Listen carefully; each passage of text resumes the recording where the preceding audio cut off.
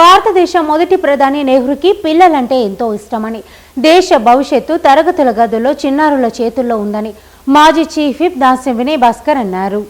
భారత మొదటి ప్రధాని జవహర్ లాల్ నెహ్రూ జయంతి సందర్భంగా ఆయన చిత్రపటానికి పూలమాలలు వేసి నివాళులర్పించారు. ఈ సందర్భంగా దాస్యం వినయ్ భాస్కర్ మాట్లాడుతూ దేశ భవిష్యత్ తరగతుల గదుల్లో చిన్నారుల చేతుల్లో ఉందని అన్నారు. ప్రపంచంలో అత్యధిక యువశక్తి కేవలం భారతదేశంలోనే ఉందని అన్నారు. చిన్నారులకు ఉచితంగా పుస్తకాలను అందించి వారి అభివృద్ధికి తోడ్పాటునందించిన మంచి మనసున్న మనిషి అని కొనియాడారు. ఓయాసిస్ చారిటబుల్ ట్రస్ట్ కు ఎల్లవేళలా అండగా ఉంటామని హామీ ఇచ్చారు. ఈ సందర్భంగా 30 ఏళ్లుగా వారు చేస్తున్న సేవలను కొనియాడారు.